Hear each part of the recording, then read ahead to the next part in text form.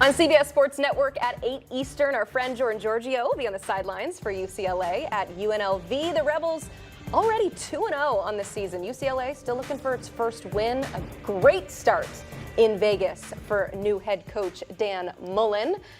He's going to join this program here in just a little bit, and we are so excited to talk to him because, like I said, man, this is a fantastic start out in Vegas, Allegiant Stadium, a huge game against UCLA, and here he is. Dan Mullen has joined the show. Coach, thank you so much for being here.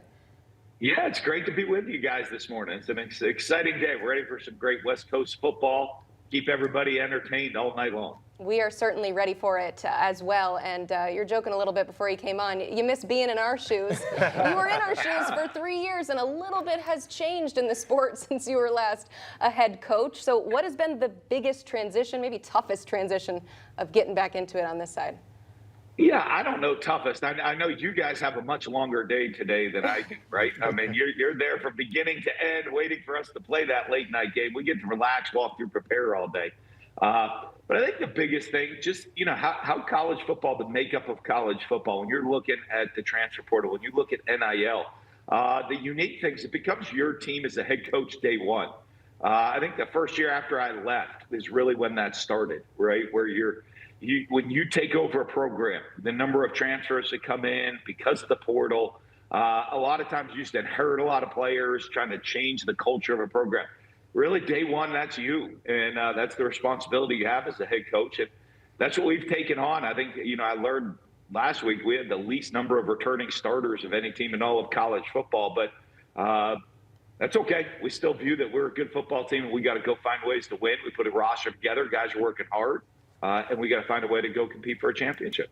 Coach, I remember talking to you, and you said one of the things that if you got back in, you were going to enjoy it more, right? There was so much heat and pressure being in the SEC. And all I kept thinking in that first game, as it was opener, it was a little bit ugly. I'm like, man, I hope he's still enjoying himself out there. But have you been able to enjoy yourself more now that you've kind of had a different perspective and been out for a little bit? I've tried. I'm certainly trying. As you said, it middle of the third quarter against Idaho State, and I'm watching their quarterback, who we knew going in was a great player, make throw after throw. I'm like, you don't see guys on Sunday making these throws. I reminded myself, I'm like, okay, relax, take a deep breath. You're here to enjoy it and enjoy being around the guys, enjoy coaching.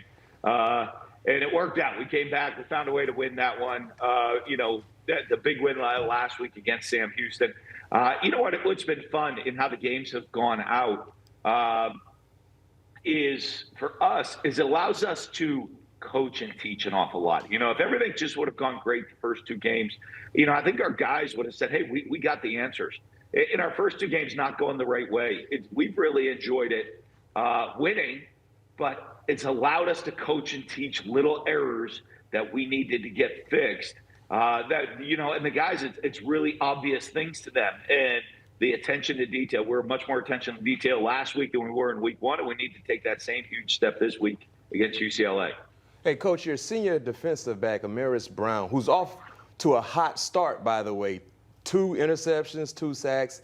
He had some choice words about Nico in terms of what he's watched from him on film, stating he doesn't do anything that sticks out. Did you have anything to say in terms of what Amaris said about Nico?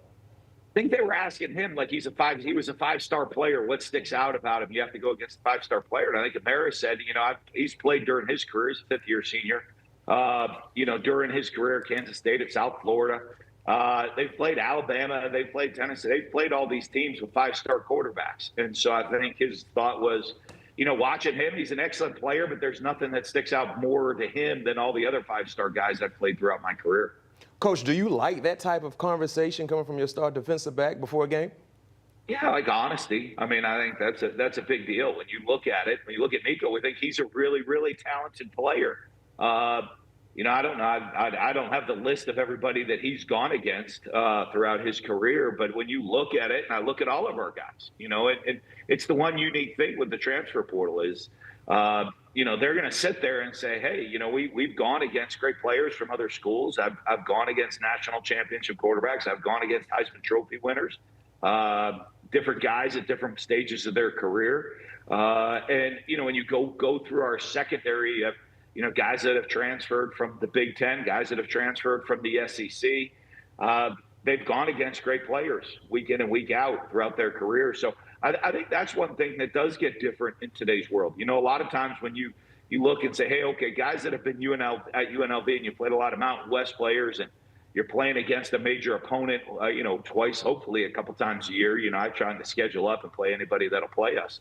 But now with the transfer portal era, when you have guys coming in, he goes against Alex Orji, who won a national championship at Michigan every day of practice. He goes against Anthony Calandra, passed for thousands of yards in the ACC every day of practice. So, I think when you're looking at a guy that was a starter at Tennessee last year, he said he's probably really similar to those guys that have won championships and have played at all the major colleges. Coach, I know at the start of the year it was a quarterback competition between Alex Orji, a guy that you just mentioned, and Anthony Calandra.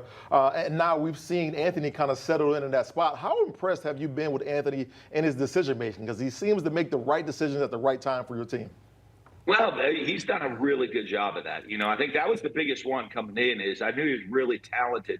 But, we got to coach him up into doing the simple things well, to be boring out there on the field. He wants to be electric, and he can, with his legs, his ability to extend plays, to run, he can be really electric. But what we really want from him is to be boring out there in the field, do the simple things well. And he's really done that. The last game, I thought, exceptionally. You're going to see both quarterbacks in the game tonight because Alex brings something so different to the table with his athleticism and his size. Anthony was speed, Alex was size and physicality.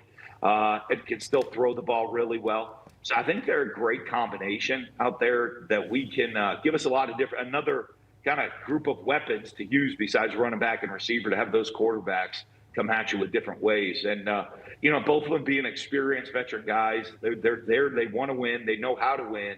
And it kind of makes it fun for me to coach those type of guys. Yeah, we love having coaches on the show, and I gotta call out my guy B-Mac next to me because, Coach, earlier in the show we had Lance Leipold on. B-Mac waited until he was gone to then pick Missouri to win the game today, so I'm gonna have him pick whoever you want. Stare him in the face and pick this game, B-Mac. Hey, Coach, you know how I go. It can go either direction, all right? And I did take Missouri because Missouri is playing at home. This is a rivalry renewed. They're playing at home. I think the atmosphere will be electric. You said something that was early on in our interview with you. You had the least amount of returning starters in college football. The job you've already done being 2-0 has been very, very impressive. But I'm taking UCLA, Coach, and the reason why is because this is a desperation game for them. They have to win this ball game, and they might come out and throw the kitchen sink, the dog, the cat, and everything at you guys because they need to. This is a very, very important game for you guys as well, being Group of 5 when you look at the unknowns in the Group of 5 play. But I think for UCLA, they cannot afford to be 0-2 and losing one of those games to the fashion in which they lost to Utah and then going on the road in Vegas and not hitting blackjack and losing also won't be a good scenario. Coach, you need more motivation? How's that for you? I just gave you something. I love it. That's good.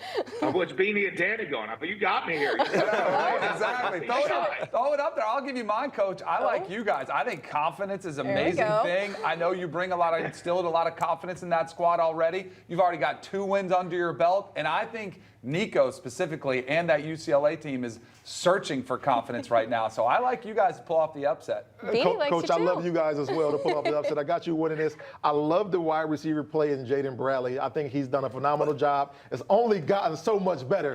What you got to say, D-Mac? But, Coach, they keep saying they like you to upset UCLA. It's not an upset if you win. The line is only a point and a half.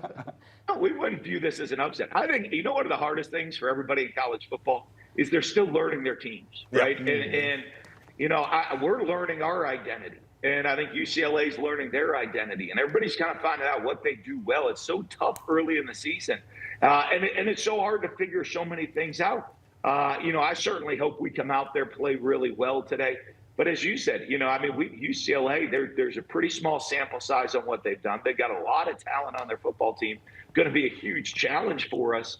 And especially early in the year, that such little things could make a difference. It's going to be, I think it'll be a pretty exciting game. Coach, thank you so much for humoring us. We just I'm wanted going to go with UNLV. Oh, there we go. Okay. We wanted to make you feel more at home by making game picks. I had to make the prediction. There we go. I'll put my prediction. Yes, we'll add Coach to the graphic there. Dan Mullen, thank you so much. Good luck, and we are looking forward to watching this game on CBS Sports Network. UCLA at UNLV. That is tonight at 8 Eastern on CBS Sports Net.